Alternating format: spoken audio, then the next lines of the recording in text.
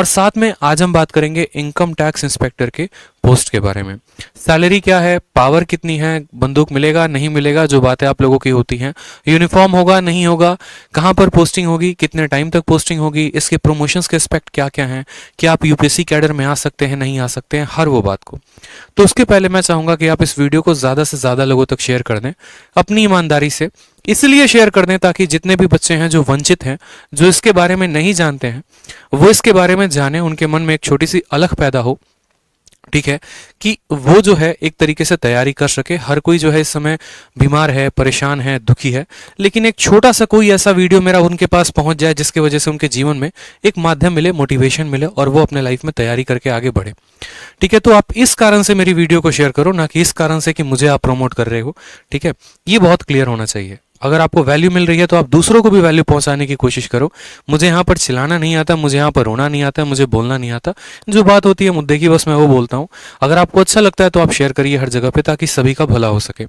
तो सबसे पहले बात करते हैं यहाँ पर मोस्ट लुक्रेटिव पोस्ट इन एसएससी सीजीएल कौन सा है। आप जैसे कि पीछे पैसे का बैकग्राउंड देख रहे हैं, इनकम टैक्स सुनते ही हमारे मन में जो है स्पेशल इस तरीके से पूरी भावनात्मक चित्र बन जाती है कि भैया इनकम टैक्स है यानी पैसा होगा। ठीक है, इनकम टैक्स से यानी क्या हो गया, पैसा हो गया।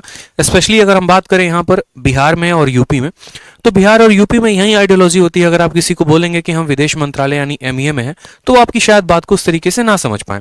लेकिन चूंकि अगर आप बोलते हैं भैया हम इनकम टैक्स में है, तो बस इनकम टैक्स सुनते ही अपने आप में ये शब्द काफी होता है। वो आगे ये नहीं पूछते कि तुम इनकम टैक्स इंस्पेक्टर हो या तुम टैक्स असिस्टेंट हो। इनकम टैक्स के हो मतलब पैसा छाप रहा है, जरूर छाप रहा है, गाड़ी वाड़ी होगा, बंगला होगा, अकाउंट में बैलेंस होगा, लाखों करोड़ों रुपए होंगे। ये माइंड में ऐसा चित्र बन जाता है। क्यों?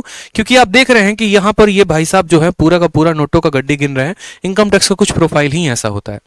एक एक बात को हम समझेंगे इस स्लाइड के माध्यम से। जैसे सबसे पहले बात, इनकम टैक्स है क्या? तो इनकम टैक्स एक डिपार्टमेंट है, उसमें क्या पोस्ट आपको मिलेगा सीजीएल के माध्यम से? तो आपको इनकम टैक्स इंस्पेक्टर बनने का मिलेगा। क्लैरिटी रख लेना, इनकम टैक्स इंस्पेक्टर अलग होता है, इनकम टैक्स ऑफिसर अलग होता है। आप अगर इनकम टैक्स डिपार्टमेंट में जाना चाहते हैं तो आप दो जगह से जा सकते हैं।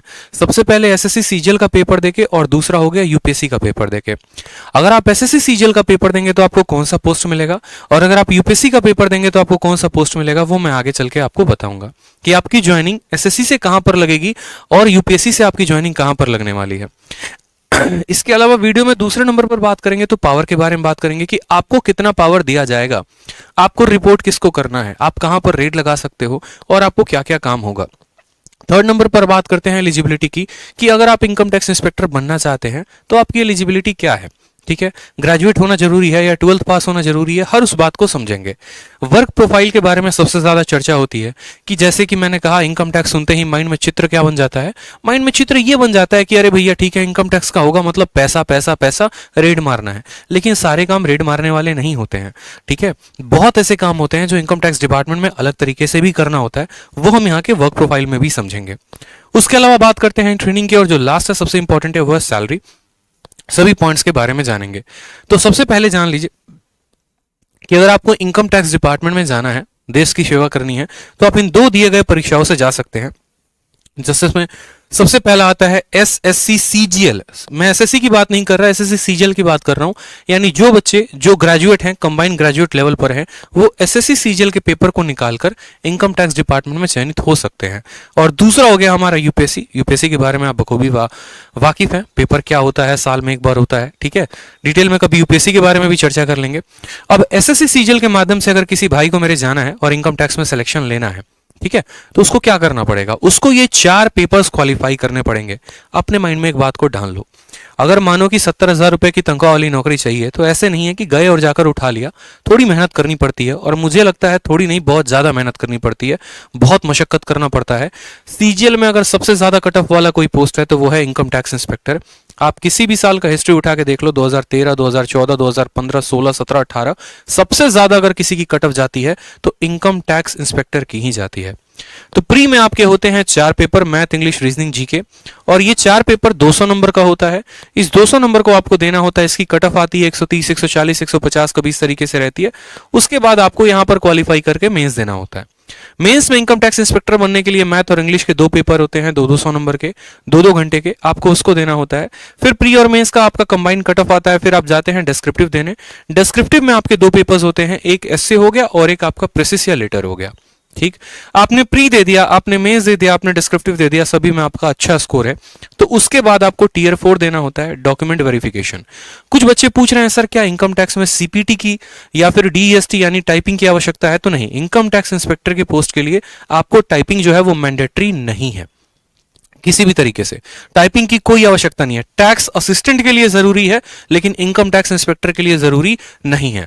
मतलब आप प्री दो, आप मेंस दो, डिस्क्रिप्टिव दो, सभी में हाई स्कोर लेके चलो, शुरू से बहुत ज्यादा नंबर का जो है वो लीड लेके चलो, और उसके बाद जो है आप यहां पर बढ़िया तरीके से इनकम टैक्स के लिए चयनित हो सकते हो। और लास्ट स्टेज होता है डॉक्यूमेंट वेरिफिकेशन, जहां पर आपको जाकर डॉक्यूमेंट वेरीफाई एसएससी के ऑफिस में करवाना पड़ता है। इसमें कुछ बच्चों के डाउट होते हैं कि सर क्या इंटरव्यू होता है? तो नहीं भाई, इंटरव्यू नहीं होता। मोदी गवर्नमेंट जब से आई, बीजेपी गवर्नमेंट जब से आई, उसके बाद इन्होंने इंटरव्यू पोस्ट हटा दिया, क्योंकि इनकम टैक्स ग्रुप सी में आता है, ग्रुप बी में भी नहीं आता। इस बात को ध्यान रखेंगे, income tax inspector group C post है, और ग्रुप सी पोस्ट और ग्रुप बी पोस्ट के सभी से इंटरव्यू हटा दिए गए हैं। पहले क्या था कि ग्रुप बी में भी, ग्रुप सी में, सब जगह इंटरव्यू थे, लेकिन जब से मोदी गवर्नमेंट आई, उन्होंने कहा कि भैया कौन सी नौकरी दे रहे हो? अगर इनकम टैक्स इंस्पेक्टर की दे रहे हो तो इसमें इंटरव्यू की क्या जरूरत है? फालतू की घोटाले होंगे, धांधलेबाजी होंगे, उससे बढ़िया है इंटरव्यू को हटाओ।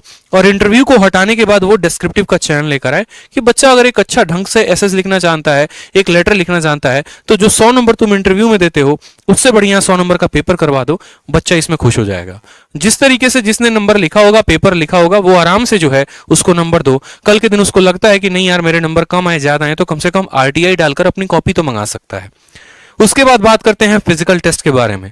जैसे कि एक्साइज इंस्पेक्टर में फिजिकल टेस्ट होता है, अदर डिपार्टमेंट में, इनकम टैक्स में कोई भी फिजिकल टेस्ट नहीं होता। ना कहीं भागना है, ना कहीं जाना है, ना कहीं दौड़ना है, कुछ भी नहीं है, कोई फिजिकल टेस्ट नहीं होता है। टाइपिंग की टेस्ट होती है क्या सर? नहीं सर, कोई टाइपिंग की टेस्ट नहीं होती है। सीएसएस का पोस्ट है, उसमें टाइपिंग चाहिए होता है, विदेश मंत्रालय के पोस्ट के लिए टाइपिंग चाहिए होता है, लेकिन इनकम टैक्स इंस्पेक्टर बनने के लिए कोई भी टाइपिंग नहीं चाहिए होती। मतलब आपको सभी चीजों से मुक्ति है, बस काम इतना करना है कि हर पेपर में उच्चतम स्कोर लेके चलना है ताकि आप चयनित हो पाए। उसके बाद बात करते हैं पावर कितना है। तो आप रूबरू हैं इस पोस्ट से, इसमें खतरनाक पावर होता है, ठीक है, बहुत बढ़िया तरीके से आपको अच्छे अच्छे लेवल से दोस्ती होती है। जैसे मानो जिस दिन आपका इनकम टैक्स का रिजल्ट आएगा तो उसी दिन आपका एक ऑटोमेटिक व्हाट्सएप ग्रुप क्रिएट हो जाएगा, ठीक है। उस व्हाट्सएप ग्रुप में भारत में जितने भी उस साल के इनकम टैक्स इंस्पेक्टर सेलेक्टेड है वो सभी के सभी जुड़ जाएंगे। कोई कोलकाता में किसी की पोस्टिंग होगी, किसी की मुंबई में होगी, किसी की कहीं और पर, किसी अलग अलग देशों में होगा। एक तरीके से चंद पल भर के पहले, रिजल्ट आने के पहले आपके कोई दोस्त नहीं थे, और रिजल्ट आने के बाद पूरे इंडिया में सभी इनकम टैक्स इंस्पेक्टर्स जो है वो आपके फ्रेंड हो जाएंगे। जब आप डिपार्टमेंट में काम करना शुरू करेंगे तो आप सीधा रिपोर्ट करते हैं कमिश्नर को। इनकम टैक्स कमिश्नर ही डायरेक्ट आपके ट्रेनिंग में आते हैं, तो वहां से भी आपकी पहुंच जो है बहुत अच्छे अच्छे लेवल पर शुरू हो जाएगी। किसी भी डिपार्टमेंट में आपकी बहुत अच्छे तरीके से एक्सेस हो जाते हैं।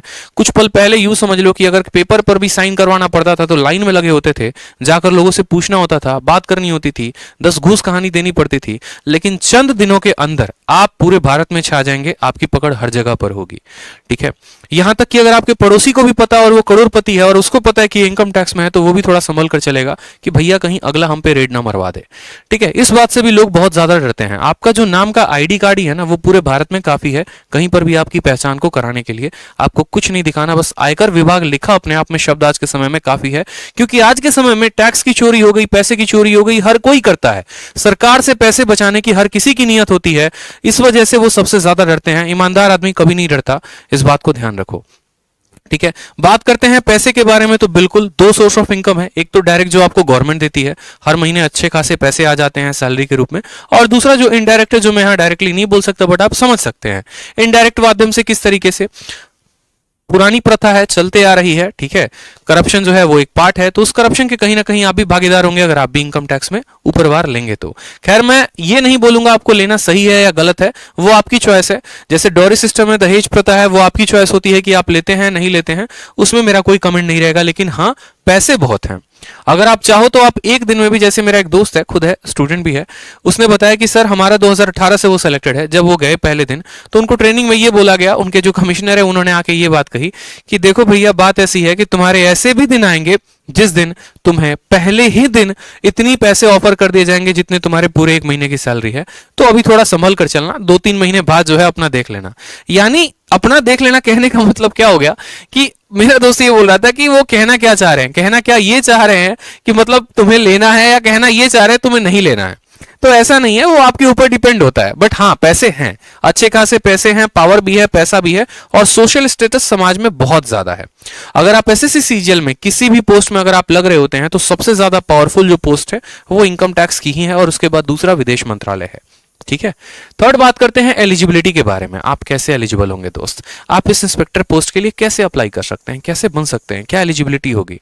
हर कोई तो एलिजिबल नहीं हो सकता ना, ठीक है, कि जो मर्जी आया वो इनकम टैक्स इंस्पेक्टर के लिए अप्लाई करेगा बन जाएगा, ऐसा नहीं है।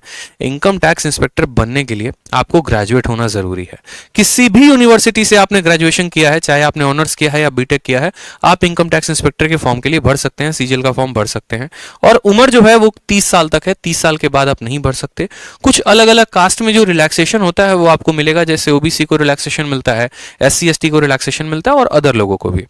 आप सभी का टारगेट जो है वो है इस वीडियो को ज्यादा से ज्यादा लोगों तक शेयर करना, क्योंकि आज जो मैं जानकारी दे रहा हूं वो एक ऐसी जानकारी है जो आपको किताबों में नहीं मिलने वाली है, जो आपको किसी दोस्त से नहीं पता चलने वाला है। अगर पता चल रहा है तो आपको हमारी वीडियो से चल रहा है, और ये बात आप भी जानते हैं। आप जितना ज्यादा शेयर करेंगे हम उतना ज्यादा एफर्ट लगाएंगे, बढ़िया से बढ़िया कंटेंट आपको बताएंगे, सही चीजों का मार्गदर्शन करेंगे, ताकि आपका विजन क्लियर हो सके, और जो सपना है आपका बनने का, उस सपने को आप हकीकत में बदल सको। तो आप सभी जो है हर जगह पे एक पल का अपने अंदर का हट हटाकर वीडियो को तुरंत भावनात्मक रूप से जरूर शेयर करो, हर किसी को शेयर करो, क्योंकि अगला स्टूडेंट भी आपके वीडियो के लिए वेट कर रहा है। आप बहुत ऐसे टेलीग्राम ग्रुप में जुड़े होते हैं, बहुत ऐसे व्हाट्सएप ग्रुप में जुड़े होते हैं, आपको पता है कि आप वहां शेयर कर सकते हो, तो बस वो शेयर कर दो, ठीक है, ताकि बाकी बच्चे भी हमारे साथ जुड़ पाएं। वर्क प्रोफाइल की बात करें यहां पर, तो चूंकि ये ग्रुप सी पोस्ट है, ग्रुप बी भी नहीं है, स्मिथ में नहीं रहेंगे, ग्रुप सी पोस्ट है, और यहां पर जो सैलरी है वो 4600 ग्रेड पे है।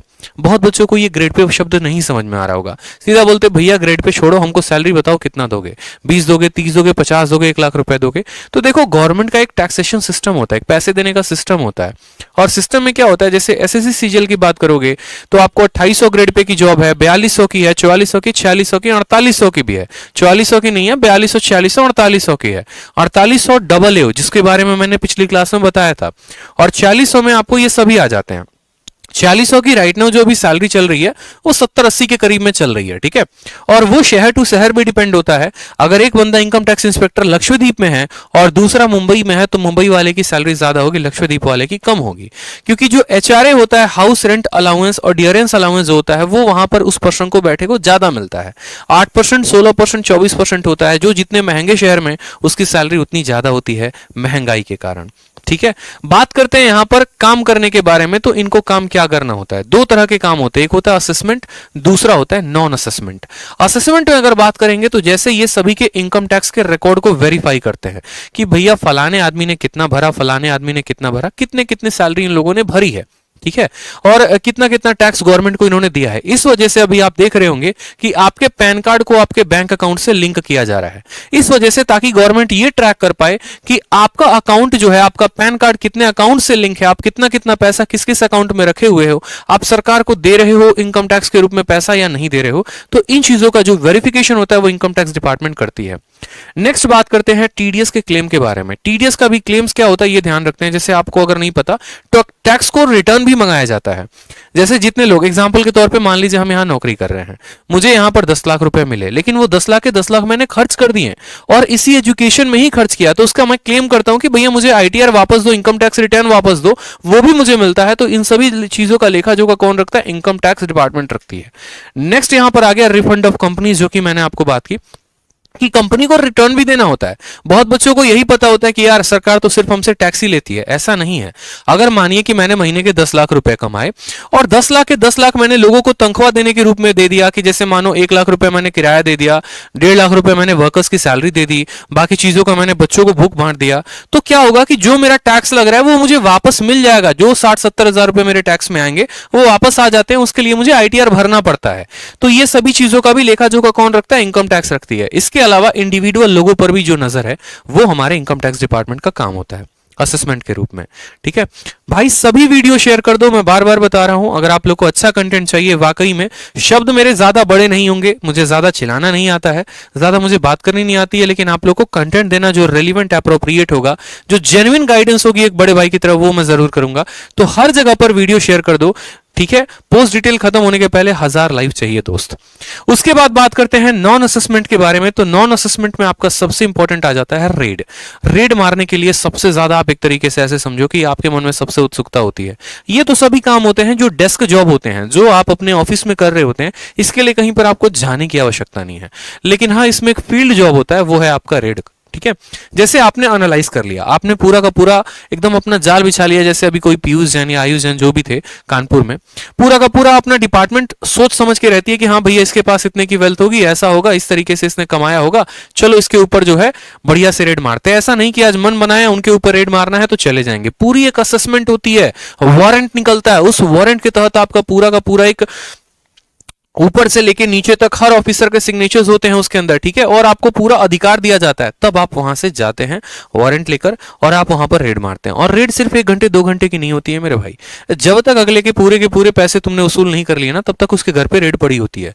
दीवारें तोड़ दी जाएंगी, पाइप तोड़ दिया जाएगा, जहां से हो सके वहां से पैसे निकाले जाएंगे, phone, tap lines, everything cut out हो जाता है और बढ़िया तरीके की रेड चल रही होती है। इसीलिए कहा जाता है यही रेड में अगर मानो आपने 1000 करोड़ का रेड मारा, तो अगला बंदा जो है कहीं ना कहीं उसका 10% 20% तो आपको ऑफर कर ही देता है कि सर इतना ले लीजिए और बाकी पैसा छोड़ दे दीजिए। तो आपको पता है कि अगर 100 करोड़ का 10% आपको ऑफर हो रहा है, तो आप खुद समझदार है, कैलकुलेट करने के लिए इतना मैथ तो आप पढ़ते ही हैं कि आपको एक दिन में कितना रुपया मिल गया। ठीक है, बट अब ऐसा नहीं होता है, इतनी बातें नहीं देखी जाती हैं, वो आप डिपार्टमेंट में जाओगे तो आपको पता चल जाएगा।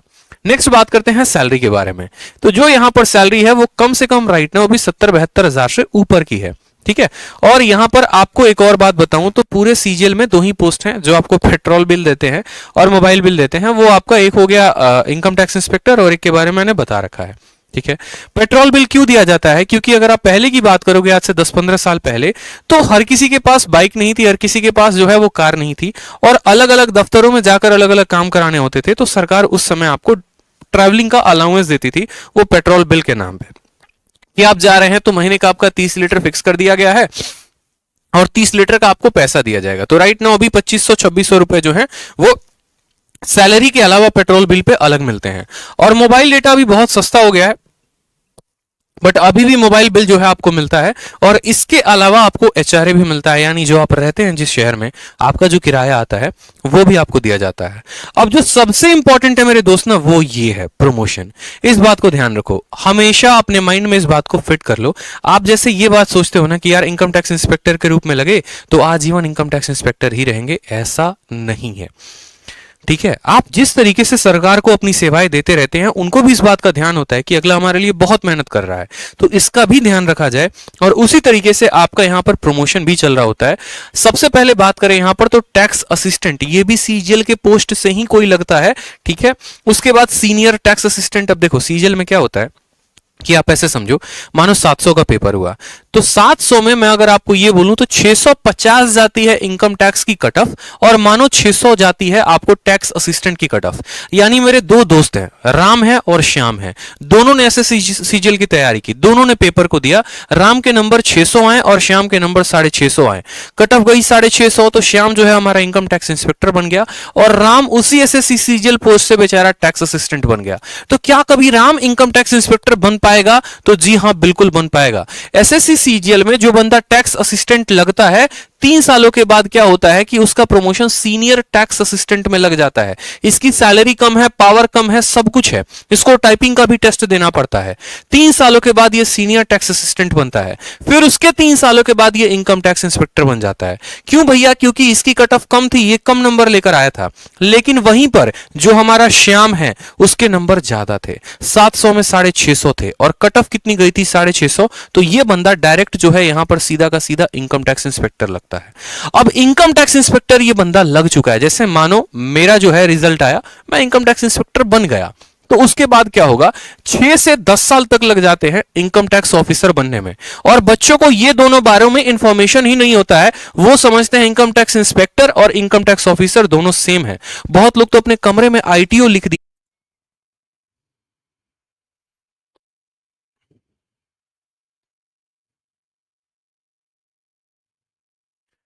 तो जैसा कि मैंने कहा आपको यहां पर जो छोटी सी डिफरेंस है वो बताई मैंने आपको यहां पर कि भैया देखो, सीनियर टैक्स असिस्टेंट के बाद इनकम टैक्स इंस्पेक्टर बनते हो, और इनकम टैक्स इंस्पेक्टर के बाद जो है आप इनकम टैक्स ऑफिसर बन सकते हो।